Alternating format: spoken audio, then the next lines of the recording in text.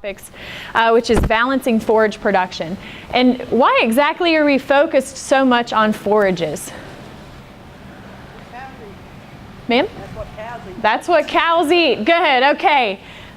Absolutely. So cows eat forages. And to be point blank, the more that we put between our livestock and those forages, the more expenses we're going to have in it. And unfortunately, we don't control the market. The only thing we can control in our operation is our expenses. And our profitability on our farm is going to be linked to the cost per pound of product produced, whether that is milk or meat. Okay?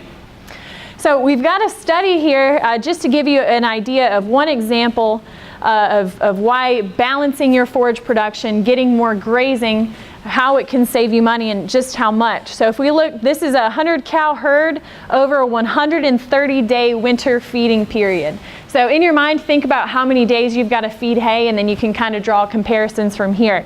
So the cost per cow per day to feed hay was $1.32. Doesn't seem so bad, right? Until you come over here and look at people getting creative, grazing some corn residue. It only cost them a nickel per cow per day. Okay, grazing stockpiled fescue, which Dr. Rayburn has talked about, 31 cents per cow per day. And then having clean tilled ryegrass and cereal rye, 61 cents per cow per day. So just to show you an example of how much more expensive it is whenever we have to feed hay or other supplements, okay? So grazing is going to decrease our input costs and then help us achieve profitability a little bit easier. So what base forages are we working with in this area? How many of you are predominantly cool season perennials like fescue, orchard grass? Okay, we've got one guy. So does that mean the rest of you are Bermuda, 2 people? There you go. All right, so most of you then are probably Bermuda grass, right? Or Bahia grass, and then you're doing some overseeding? Yes? I think I have some hats in the back for whoever gets excited. All right, so just to outline the base forages and kind of what our obstacles can be with those. So Kentucky 31 fescue, you guys have probably heard endlessly about the toxins produced in Kentucky 31, and we'll just breeze through those real quickly a little bit later. But what tall fescue is good for is dependable spring and fall growth. And it also has the ability to be stockpiled so we can get some winter grazing out of it, right? Now, tall fescue is a cool season grass. What is it not in South Carolina in June, July, and August? It is not cool, okay? So our fescues, our cool season perennial grasses, they're really not going to be doing a whole lot for us. So we experience a summer slump, okay? Additionally, that toxic endophyte is going to limit our gain and our reproductive success, just to name a couple of things. Now, those of you who are Bermuda grass based, you have the complete opposite problem. You have an insane amount of production in the summer, right? Probably starting in early April. Yes? Okay, and then once you hit October, things start looking a little scary, right? So again, no fall or winter growth out of our Bermuda grass. And usually the quality is only enough to maintain cows. So if you're looking to put weight on calves, or if you're looking to put weight on some cows that got really stressed during the fall or winter, Bermuda grass isn't going to do that very easily for you without some kind of supplementation. So what are we always challenged with? What are we always facing and trying to balance in our systems? We have excessive growth at one time, and then otherwise we lack forage. Does that sound familiar? Yes. Yes, okay, it sounds like I'm going to have to get my hats out, you guys.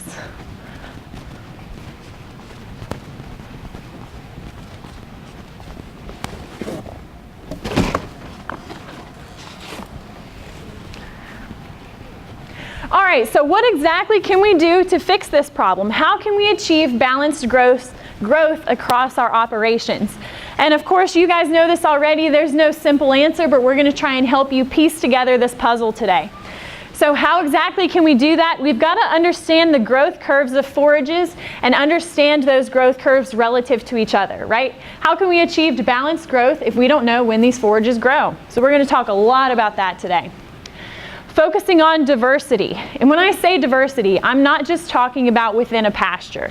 You know, there's a big focus on soil health right now, and diversity is part of that, but we want to make sure that our farm in itself is diversified. Kind of the elephant in the room that nobody likes to talk about, but I don't mind kind of challenging you with, is you need to have the appropriate stocking rate for your farm. What does stocking rate imply? Sir? All right, how many cows do you have per acre? You want a hoodie, a hat, or a shirt? That's a nice camo hat, and I've got more of those in the bin for anyone who gets excited today. I feel like I'm running a game show. All right, so having the appropriate stocking rate means that the productivity of your land can meet the forage needs of the livestock. Okay, think about that for a minute. And of course, the piece of the puzzle that we absolutely cannot leave out is managing our grazing. And we're going to talk briefly about that during the whole presentation. And again, why does this matter? Balancing our forage growth, achieving that balance is going to reduce our dependency on stored forages and supplements and increases our potential for profitability.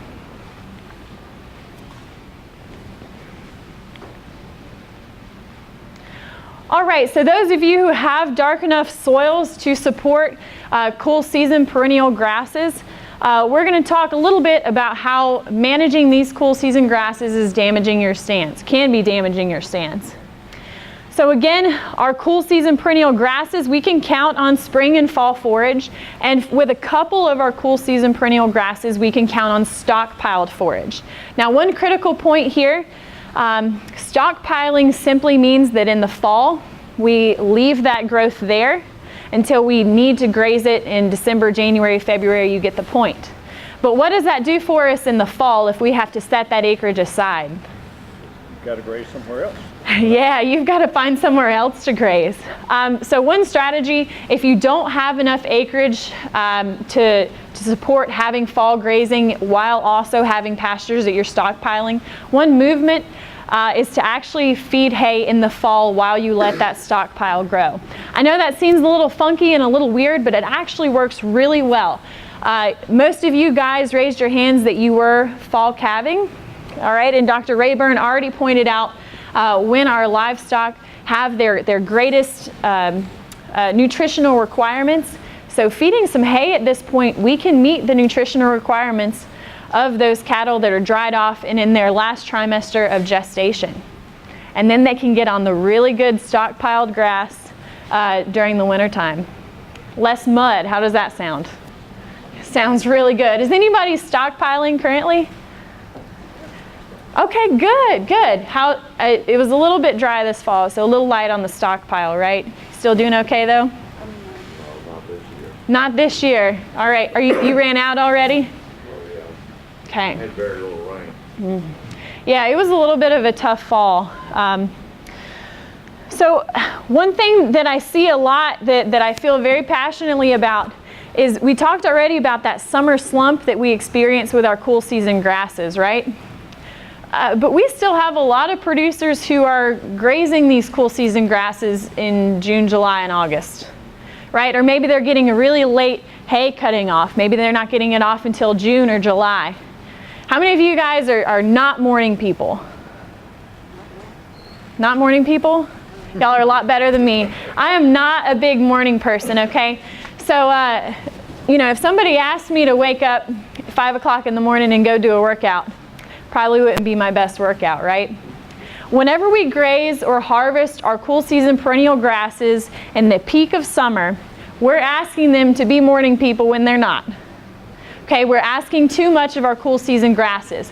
Don't get me wrong, they can definitely grow through. You'll continue to see some growth from these cool season grasses. But do you know who is a morning person? You guys ever see this before? Warm season annuals, and there are actually some perennial foxtails as well. But our warm season weeds, whether that be an annual or perennial, they are morning people, right? In June, July, and August, whenever you go out and graze, you're just giving them an opportunity to really thrive and do their thing, okay? So by grazing our cool season grasses during this really critical time, we are hedging competition against our desired forage, okay? And so I really want you to think about competition whenever you're thinking about forage production, because it all goes back to competition, okay? Do we want Johnson grass in our hay fields? Probably not. I've had one person tell me that it was God's gift to the earth, but everyone else seems to think otherwise. Okay? So again, think about your timing of grazing and timing of harvesting. The other thing you can do is fertility timing. So again, those of you that have fescue pastures, spring green up is about to happen. Do you want to wait until mid-late May to put on your fertilizer? No, probably not, right? So you want to put on that fertility whenever the plant is going to need it most and whenever that plant is going to utilize it best. Does that make sense? Excellent. So I'll run through all of our cool season perennial grass options just real quickly here. Orchard grass. Any of you guys have orchard grass? All right, Reed's got some. So orchard grass really is a phenomenal cool season. It has very high palatability. And tell me why that matters. Get more of it into your animal. Right, so the more palatable it is, t-shirt or hoodie? T-shirt. T-shirt, all right. Lucky winner number 2. Okay, the more palatable that our grasses are, the more that we can get in our livestock, and consumption is going to drive their gains or milk production, okay? Orchard grass, it does need to be interseeded every 3 to 5 years just to thicken up that stand, but it is a very productive grass for us. As far as thinking about when you're going to get most production out of orchard grass, it does have heavier spring growth, although you still get a good bit in the fall. Okay. Found any that will survive here? Yes, sir. So we do actually, I think we've got 3 different orchard grasses, and I believe 2 of those were bred in the South. I know one was bred in Georgia. Where was the other one out of? We have varieties bred at University of Georgia and University of Tennessee as well. Mm-hmm. Persist was at UT, Mm-hmm. Endurance was at UGA. So Mm-hmm. there's some definitely southern based genetics. Mm-hmm. Yeah. And the biggest thing with longevity of orchard grass is actually management. I know that's not a sexy answer, and I'm sorry I don't have a silver bullet for you, but Josh showed that great picture earlier about the orchard grass regrowth. And one of the most important things in keeping that orchard grass stand for a long period of time and getting it to be productive for you is leaving behind grass, right? You guys have probably heard, I think Dennis Hancock is the one that coined the phrase, it takes grass to grow grass. It's very true. On our orchard grasses, we've got to make sure we're leaving behind 3.5 or 4 inches so that they can have enough carbohydrates stored in that plant to continue to keep growing and be productive for us. Any of you guys ever heard of Festuloleum before? Reed. Yes, so we actually, so Festuloleum, for those of you who don't know, is kind of a hybrid grass, and we've got the Festuloleum diamond here. So basically, different varieties are going to favor different species. So here we've got tall fescue, meadow fescue, perennial ryegrass, and annual ryegrass. Our climate is best suited for varieties that favor tall fescue. Foytan is the one that we've had the best luck with around here. They have very good palatability. You're going to see heavy yields both in the spring and in the fall. But again, you'll need to thicken them up every 3 to 4 years or so. And again, stick to varieties that favor that tall fescue genetic line. No toxic endophyte issues in that? Or? Correct. So there are no toxic endophyte issues in your Festuloleums. Great question. Now, brome grass is one that I get probably a little bit too excited about. Have you guys ever heard of Matua brome grass before? Yes, sir. Have you ever grown it? No. guess, have wild brome grass cheap. Mm-hmm. Isn't that a brome grass? Mm-hmm. Mm-hmm. That's one grass. Yeah, absolutely. And especially in well-managed pastures, you'll see a lot of brome grass start to come in. Brome grass, kind of where it really inspired me so much, I went to a workshop a couple of years ago, and the producer had a bucket of seeded out matua brome grass hay and a bucket of vegetative fescue, and he had the quality samples in front of each. And in my head, I'm like, I got this, right? We know that stage of maturity when the hay was cut has one of the biggest influences on quality. That fescue is going to be way better than that rank seeded out stuff, right? Even though it was seeded out, the brome grass had higher protein and TDN than the fescue. Okay, this stuff seriously is rocket fuel. So why isn't it covering the whole southeast if it's so great? There's some management layers to it, okay? The first one being that these plants only live a couple of years. They are true perennials, but they're only going to live a few years. But they are aggressive reseeders. So you've got to let the stand drop seed every year so that it can thicken up and stay productive. It is typically kind of prone to diseases, especially powdery mildew. Matua is an older variety that especially shows this characteristic.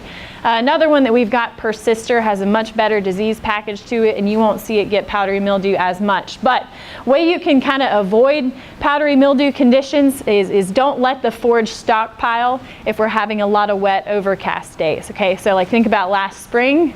Those are perfect conditions for powdery mildew. And y'all know I wasn't going to get away from talking about fescue, right? It gets its own slide. So the most recent research shows that the toxin produced by Kentucky 31 is costing the industry $1 billion a year. Okay, and if you think that's not coming out of your pocket, you're lying to yourself. Okay, so this isn't money that's taken out of your pocket, it's opportunity cost. It's reduced weaning weight, reduced birth weight, reduced conception, reduced milk production. We had Dr. Rayburn talk about the vasoconstriction. Think about how hot your animals get in the summer. If they have a toxin that's constricting their blood vessels and not allowing them to dissipate heat, you think that's costing you a little bit? Absolutely, okay? So when planting tall fescue, focus on fescues that do not have that toxin. So basically, within fescue, between the cell walls of the plant is a fungus. And that fungus is what they found made that plant so vigorous and drought resistant. And it actually has some anti-herbivory properties. So it actually has a bitter taste to it that prevents our livestock from consuming it so aggressively. So we want to focus on forages that, again, do not have that toxin. And that kind of falls into two different categories. We have our endophyte-free fescues, and that's where they removed that fungus completely. Okay? And then we have our novel endophyte fescues where the fungus is still in the plant, but it's not producing the toxins. Okay, those are also called friendly endophyte, if you guys have ever heard of those. Kind of where they fit, endophyte free again does not have the fungus, and because of that, if we get very, very stressful conditions, the plants are only going to survive about 2 to 3 years. I love it for a hay rotation if you're doing short-term hay rotations, or you can also thicken it up every 2 to 3 years or so. Our novel endophytes have a little bit better longevity, again, just because that fungus is present. And the plants can survive for a number of years. One thing I do always caution people about, though, is it doesn't matter whether you plant an endophyte-free or a novel endophyte plant. Your cattle are going to graze these differently than they did Kentucky 31. And a lot of that has to do with the absence of that toxin, okay? They don't have that stop mechanism. It's not making them feel bad anymore, and so they're going to consume it a lot more aggressively. So you've got to watch your management a little bit on these. Any questions about fescue or cool season perennials? Paige, Yes, sir.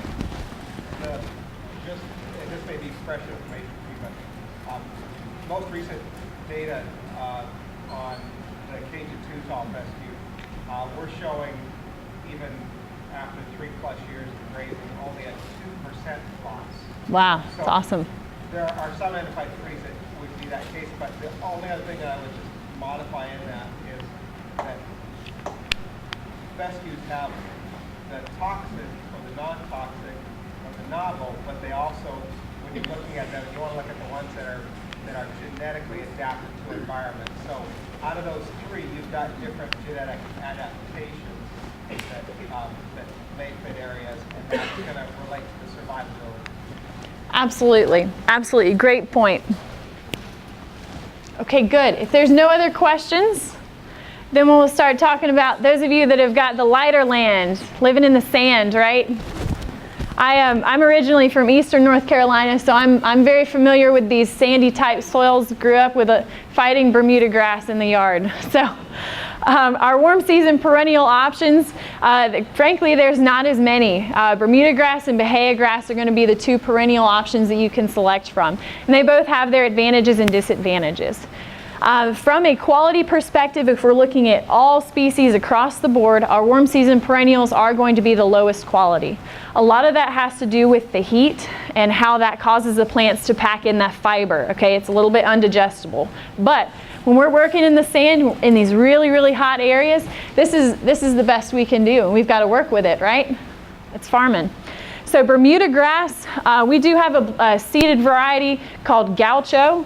Don't know if you guys know this or not, but all seeded Bermuda grasses are blends between forage type and turf type.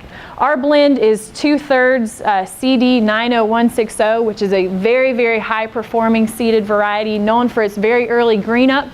And then the other third is Ranchero. And that turf type is just going to help to kind of fill in the gaps and keep good coverage and help you fight weeds better. Bermuda grass in general is very nitrogen expensive. If you're not willing to go out during the summer and put nitrogen to it, you're likely going to lose your stand to other aggressive weeds. Y'all have issues with centipede grass invading you guys in the sand? You do in your yard? One thing we're seeing a lot now, especially